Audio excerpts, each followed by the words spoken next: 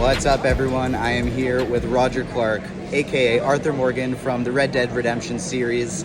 Thank you so much for joining me today. My pleasure, man. Thanks for having me. What do you think about the Regina Expo so far? Oh, I love it, man. It's great. It's Sunday. It's day 2. It's my first time here. It's been a real joy. It always is, you know. This is all a big safe space for nerds. It is. You know? It is. That's.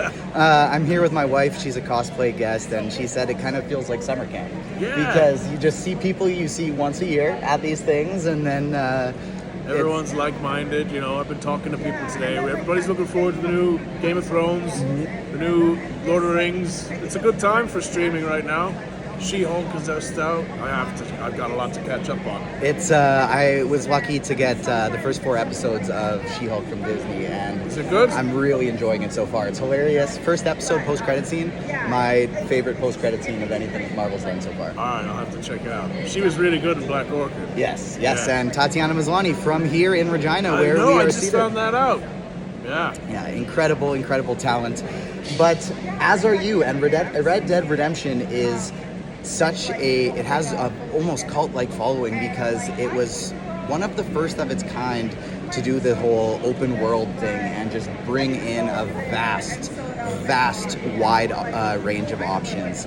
I'm curious, for you personally, would your character, we got some gamers with the Agents of Fandom, and we've actually done some streaming of Red Dead Redemption on our Twitch channel, and our resident gamer, he was very curious, you personally, would you rather have ended the story arc going with John or taking the money? Oh, you gotta help John. Yeah, it's called redemption, right?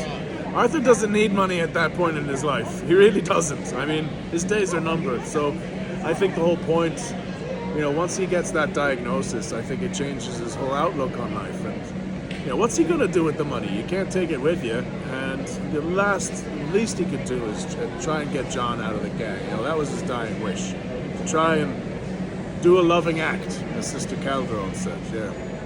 I love it. And another thing I'm curious about is with it being a prequel, Red Dead Redemption 2 being a prequel to the first one, what is kind of like your personal headcanon as to why those characters aren't mentioned in the first one? Well, the writers did a pretty clever job of it. So apparently John doesn't really mention Arthur because it pains him too much to mention him, you know, and he mentions that in the epilogue. Arthur saved his life. He put his life down for his, but it makes him sad to mention it. So that was a good kind of convenient way that they wrote that in. But as for the other stuff, you know, I think they did a good job. John's trying to find a new life, and he's leaving the old one behind. So he doesn't refer to it as often as he perhaps should, or you know, he avoids his past. He's trying to avoid his past, you know, and he almost gets away with it until Sadie shows up. And you yourself, are you a gamer, or is it more of the just voice acting community for you? I'm a gamer, totally. You know, the funny thing is, everybody says voice acting, but so much of it isn't voice acting. Acting. It's all acting, but Red Dead was performance capture, which is not voice acting at all.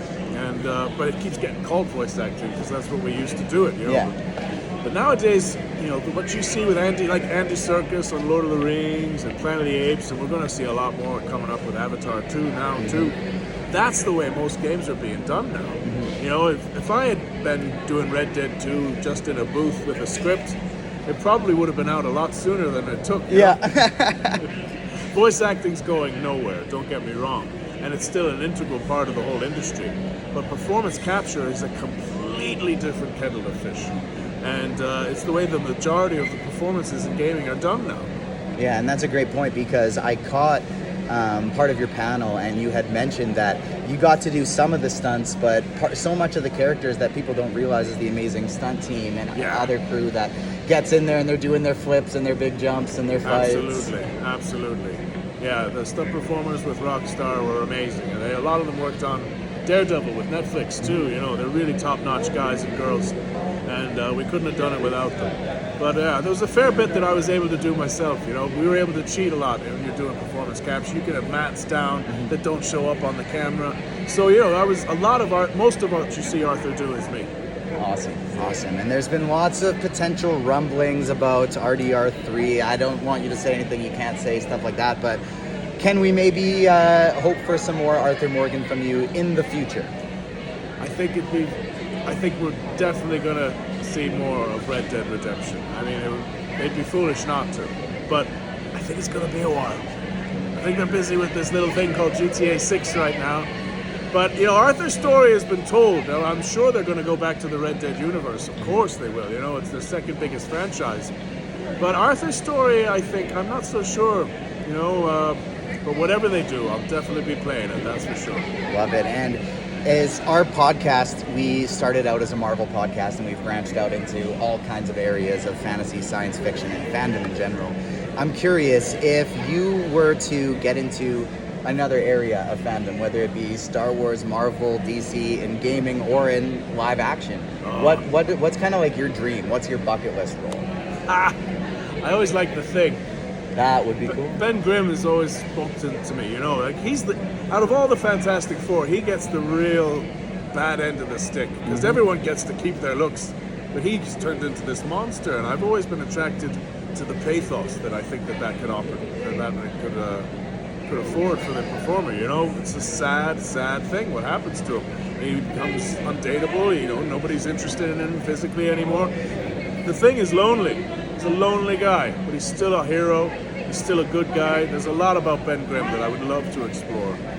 And of course, Star Wars, man. I'll do anything in Star Wars. Anything they give me. Ideally, give me a lightsaber, but I'll do anything. Yes.